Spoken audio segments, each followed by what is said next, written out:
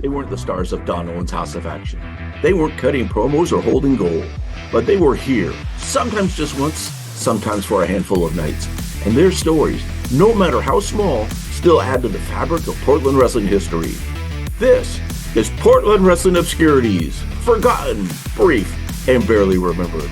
I'm your host, Frank Culbertson, and tonight, a debut that went nowhere, a name with no past, a man who won his first match and never won again, and a wrestler who shared his name with the jockey who rode Seabiscuit. Bruce Brown broke into the business in Vancouver in July of 1977.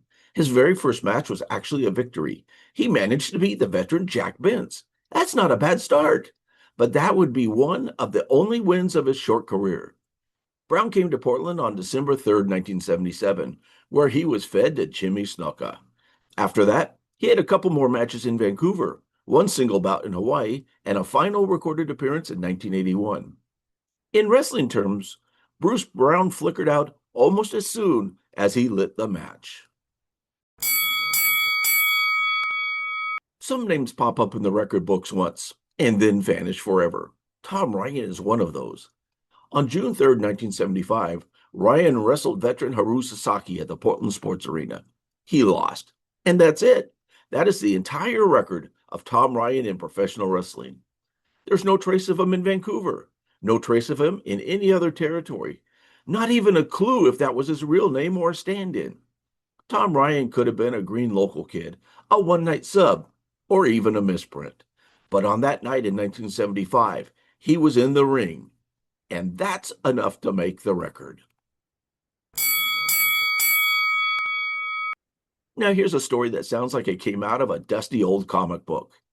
Paddy O'Neil made his debut in December of 1969, beating a wrestler named Louis Von Heck. That turned out to be the only win of his entire career. 5 days later, he wrestled Sandy Barr in Portland and went to a draw. From there, he had a short run in Vancouver in early 1970 and one more stop in Montreal's Grand Prix in 1971. He had 8 matches there, and then nothing. O'Neil's career barely lasted 2 years, and the trivia is this. The only victory he ever got was his very first match. His real name was Eric Neil Anderson, and for 2 years, he lived out the dream of stepping into the ring. But for fans, he'll always be remembered as a man who won only once, and only once. Finally, we come to Red Pollard. No, not the jockey who rode Seabiscuit, though if you Google him, that's all you'll find. This Red Pollard was a Canadian wrestler who started in Ontario in 1969. He came to Vancouver in January of 1972 as a preliminary worker, scoring a handful of wins against names like Fred Barron, Pancho Lopez, and Pepe Villa.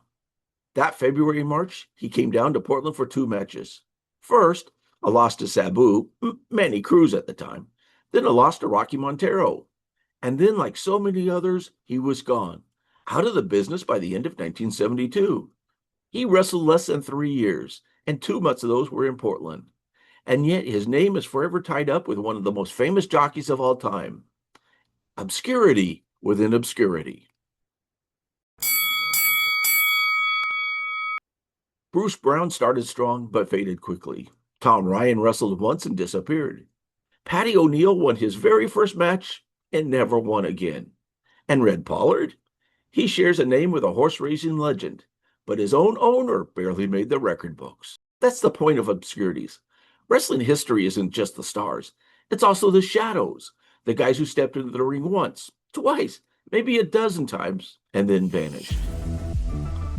Obscurities is inspired by the Encyclopedia of Portland Wrestlers by historian Mike Rogers. It's available now on Amazon. New episodes every Tuesday and Friday. Subscribe and follow on Spotify, Apple Podcasts, or wherever you get your wrestling history fix. And don't miss the next name we pull out of the shadows of Portland wrestling.